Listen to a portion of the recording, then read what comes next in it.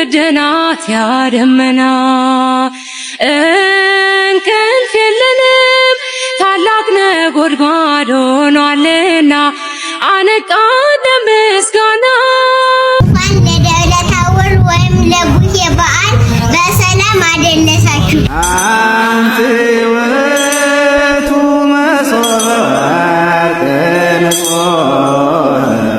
እንተ ስቴታ ቡሄ ማለት በብዙ መልኩ ልናየው እንችላለን። ታላቁ የቋንቋ ሊቅ አለቃ ደስታ ሲፈቱት ቧ ብሎ የተገለጠ የጌታ ብርሃኑ ብለው አንስተውታል። የብርሃን በዓል ለማለት ነው።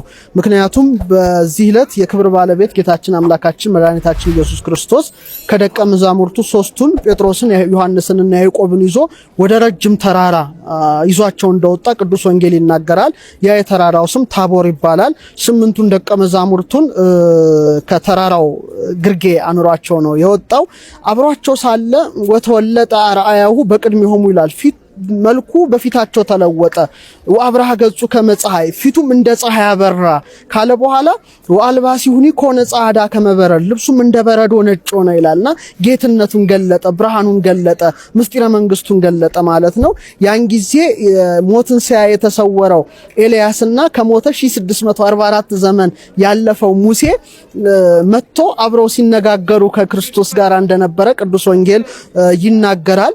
ከዚህ በኋላ እንግዲህ ጴጥሮስ ምን አለ? መምህር ለኛ በዚህ መኖር መልካም ነው። አንድ ዳስ ላንተ፣ አንድ ዳስ ለሙሴ፣ አንድ ዳስ ለኤልያስ እንስራ በሚልበት ጊዜ ብሩህ ደመና እንደጋረዳቸውና ከደመናው የምወደው ልጅ ይሄ ነው እርሱን ስሙት የሚል የእግዚአብሔር አብ ድምጽ እንደተሰማ ቅዱስ ወንጌል ይናገራል። ስለዚህ ቡሄ ማለት ቧ ብሎ የተገለጠ የጌታችን የፊቱ ብርሃን የሚያመለክት ነው ብለው ሊቁ ፈተውታል ማለት ነው። በሌላ ደግሞ በግዕዝኛው ካየነው ባሃ ማለት ሰላምታ ማለት ነው። ሰላም ላንተ ይሁን እንደማለት ነው። ብሁ ደግሞ ያልቦካ የእርሾ ጋር የተያያዘ ነገር ይኖረዋል። ግን መላጣ የተገለጠ እንደማለት ነው ብለው ደግሞ ሌሎች ሊቃውንት ይፈቱታል። በዛም ሆነ በዚህ ግን የብርሃን በዓል ማለት እንደሆነ ቡሄ ራሱ ከስያሜው ማንሳት እንችላለን። ደብረ ታቦር ላይ ለየት ያለ ሙልሙል ተዘጋጅቶ በተለይ ሆያ ሆዬ ለሚጨፍሩ ለህፃናቱ ይሰጥ። ሙልሙል እንግዲህ በተቀደሰው ትውፊት ወይም ሆሊ ትራዲሽን በምንለው ጌታ ይህን ብርሃን የገለጠው በሌሊት ነው ይላል ታላቁ ሊቅ ቅዱስ ዮሐንስ አፈወርቅ። በሌሊት ነው የገለጠው።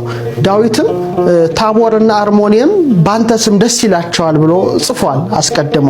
ታቦር አርሞኒየም በስመ ዚአከ ይትፌሱ ይላልና ታቦር ላይ ብርሃኑን ሲገልጥ አርሞኒየም እስከሚባለው ሌላኛው ተራራ ድረስ የብርሃኑ ወጋገን ታይቶ ነበረ። ስለዚህ እረኞችም በዛ ምሽት ቤታቸው መመለስ ትተው ፊቱ እንደ ፀሐይ ስላበራ ቀን መስሏቸው እዛው ተራራ ላይ ውለዋል። ቤተሰቦቻቸው መምሸቱን አይተው እነዚህ ልጆች ቀሩ ብለው የሚመገቡትን ስንቅ ይዘውላቸው እንደሄዱ አባቶች ይናገራሉ።